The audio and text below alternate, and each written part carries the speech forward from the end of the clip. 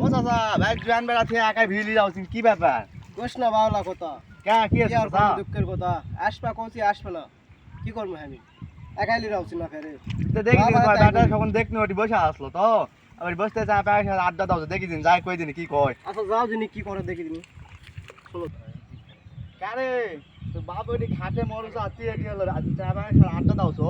তে কি করবো বউ আমি বিয়া করবো হাঙ্কা পাহাক বিয়া দাওছে না আর কি বিয়ার বয়স হয়নি তো তোমার বাবুকে শেয়ার করবি।